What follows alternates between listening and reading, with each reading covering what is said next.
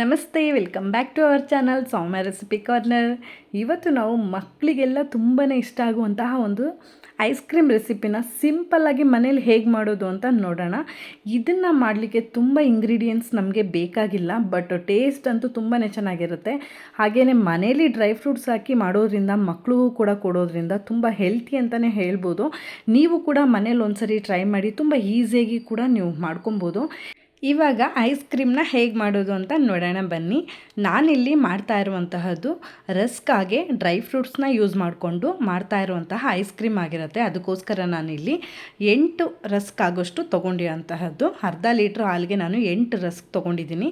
ಇವಾಗ ನಾವು ಒಂದು ಪಾತ್ರೆ ಇಟ್ಕೊಂಡು ಪಾತ್ರೆಗೆ ನಾನು ಅರ್ಧ ಲೀಟ್ರ್ ಆಗೋಷ್ಟು ಹಾಲನ್ನ ಸೇರಿಸ್ತಾ ಇದ್ದೀನಿ. ಹಾಲನ್ನ ನಾವು ಕಾಯೋದಕ್ಕೆ ಬಿಡಬೇಕಾಗತ್ತೆ.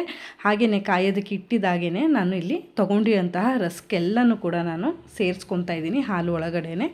ನಾವು ಜೊತೆಗೆ ಅದು ಕುದಿ ಬರಬೇಕಾಗತ್ತೆ, ಅದಕ್ಕೋಸ್ಕರ ನಾವು ಜೊತೆಗೇ ಹಾಕ್ಕೊಂಬಿಡೋಣ. ಹಾಲು ಜೊತೆಗೇ ರಸ್ಕ್ನು ಕೂಡ ನಾನು ಎಲ್ಲನೂ ಕೂಡ ಸೇರಿಸ್ಕೊಂಡಿದ್ದೀನಿ.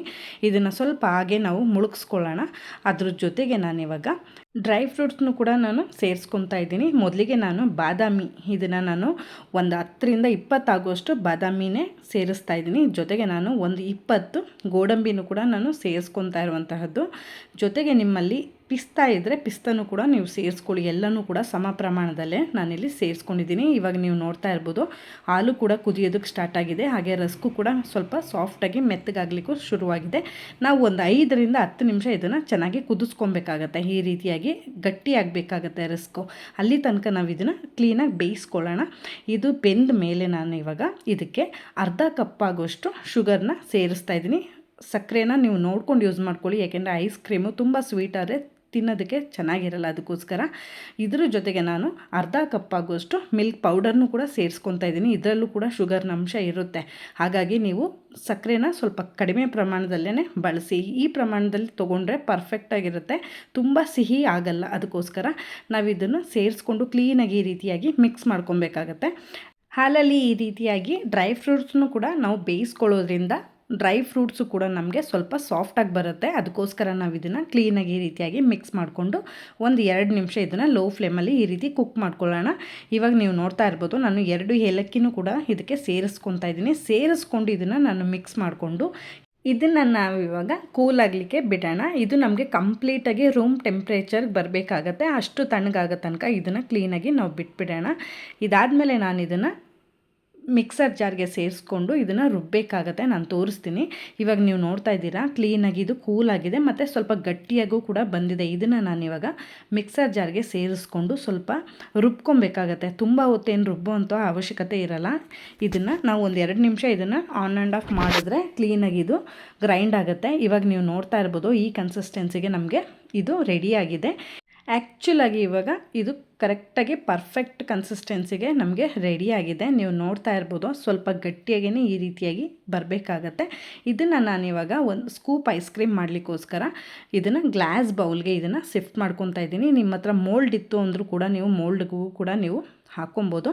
ನಾನು ಸ್ವಲ್ಪ ಇದನ್ನು ಸ್ಕೂಪ್ ಐಸ್ ಕ್ರೀಮ್ ಆಗಿ ನಾನು ಕನ್ವರ್ಟ್ ಮಾಡ್ಕೊತಾ ಇದ್ದೀನಿ. ಇನ್ನೂ ಒಂದು ಸ್ವಲ್ಪ ನಾನು ಇದನ್ನು ಐಸ್ ಕ್ರೀಮ್ ಮೋಲ್ಡ್ಗೂ ಕೂಡ ನಾನು ಯೂಸ್ ಮಾಡ್ತೀನಿ. ಇಷ್ಟಾದರೆ ಸಾಕಾಗತ್ತೆ.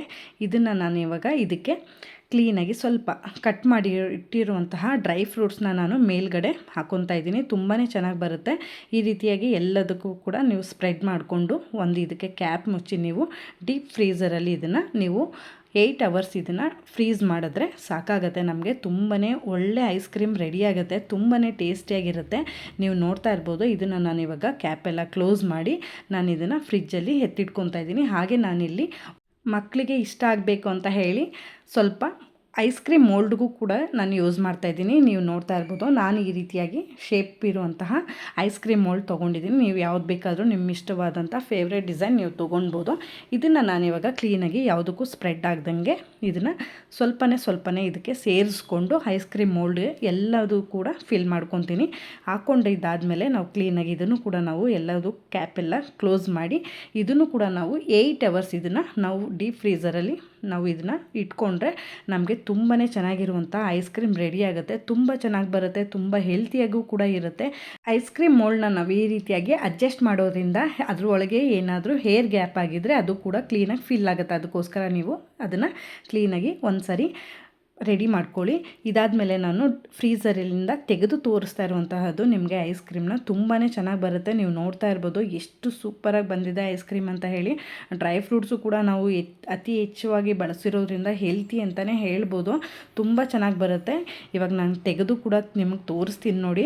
ತುಂಬ ಚೆನ್ನಾಗಿ ಬರುತ್ತೆ. ನೀವು ಕೂಡ ಡೆಫಿನೆಟ್ಲಿ ಮನೇಲಿ ಟ್ರೈ ಮಾಡಿ. ತುಂಬ ಈಸಿಯಾಗೂ ಕೂಡ ನೀವು ಮಾಡ್ಕೊಬೋದು. ಇವಾಗ ನೀವು ನೋಡ್ತಾ ಇದ್ದೀರಾ ಐಸ್ ಕ್ರೀಮ್ ಎಷ್ಟು ಕನ್ಸಿಸ್ಟೆನ್ಸಿ ಯಾವ ರೀತಿ ಬಂದಿದೆ ಅಂತ ಹೇಳಿ. ತುಂಬ ಚೆನ್ನಾಗಿ ಬರುತ್ತೆ. ಇವಾಗ ನಾನು ಮೋಲ್ಡನ್ನು ಕೂಡ ಓಪನ್ ಮಾಡಿ ತೋರಿಸ್ತೀನಿ. ಇದು ಡೈರೆಕ್ಟಾಗಿ ನಿಮಗೆ ಫ್ರೀಝರಿಂದ ತೆಗೆದ ತಕ್ಷಣ ಈ ರೀತಿ ಓಪನ್ ಆಗಲಿಕ್ಕೆ ಬರಲ್ಲ.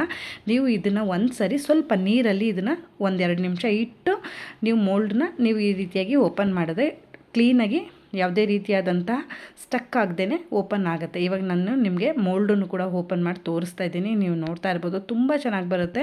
ನೀವು ಕೂಡ ಮನೇಲಿ ಒಂದು ಸರಿ ಡೆಫಿನೆಟ್ಲಿ ಟ್ರೈ ಮಾಡಿ. ಓಕೆನಾ? ಟ್ರೈ ಮಾಡಿದ್ಮೇಲೆ ರೆಸಿಪಿ ಹೇಗೆ ಬಂತು ಅಂತ ನನಗೆ ತಪ್ಪದೆ ಕಾಮೆಂಟ್ ಮಾಡಿ ತಿಳಿಸಿ. ಐ ಹೋಪ್ ಈ ವಿಡಿಯೋ ನಿಮಗೆ ಇಷ್ಟ ಆಗಿದೆ ಅಂತ ಭಾವಿಸ್ತೀನಿ. ಇಷ್ಟ ಆಗಿರೋ ವಿಡಿಯೋಗೆ ಲೈಕ್, ಶೇರ್, ಕಾಮೆಂಟ್ ಮಾಡೋದು ಮರಿಬೇಡಿ. ಹಾಗೆ ವಿಡಿಯೋ ಯೂಸ್ಫುಲ್ ಅನಿಸಿದ್ರೆ ನಿಮ್ಮ ಫ್ರೆಂಡ್ಸ್ ಆ್ಯಂಡ್ ಫ್ಯಾಮಿಲಿಗೂ ಕೂಡ ವಿಡಿಯೋನ ಶೇರ್ ಮಾಡಿ ಅಂತ ಕೇಳ್ತಾ, ಯಾರೆಲ್ಲ ನನ್ನ ಚಾನಲ್ನ ಸಬ್ಸ್ಕ್ರೈಬ್ ಮಾಡ್ಕೊಂಡು ನೋಡ್ತಾ ಇದ್ದೀರಾ ಥ್ಯಾಂಕ್ ಯು ಸೋ ಮಚ್. ಹಾಗೆ ಸಬ್ಸ್ಕ್ರೈಬ್ ಮಾಡ್ಕೊಳ್ದೆ ನೋಡ್ತಾರೆ ಖಂಡಿತವಾಗ್ಲಿ ಕೂಡಲೇ ಸಬ್ಸ್ಕ್ರೈಬ್ ಮಾಡ್ಕೊಳ್ಳಿ. ಹಾಗೆ ನೋಟಿಫಿಕೇಷನ್ ಆನ್ ಮಾಡ್ಕೊಳ್ಳೋದ್ರಿಂದ ನಾನು ಹಾಕೋ ಪ್ರತಿ ವಿಡಿಯೋನೂ ಕೂಡ ನೀವು ಮಿಸ್ ಮಾಡದೆ ನೋಡ್ಬೋದು ಅಂತ ಹೇಳ್ತಾ ಮುಂದಿನ ರೆಸಿಪಿಯೊಂದಿಗೆ ಸಿಗ್ತೀನಿ. ಅಲ್ಲಿವರೆಗೂ ನನ್ನ ಪ್ರೀವಿಯಸ್ ವಿಡಿಯೋನ ಚೆಕ್ಔಟ್ ಮಾಡ್ತಾ ಇರಿ. Thank you so much for watching this video.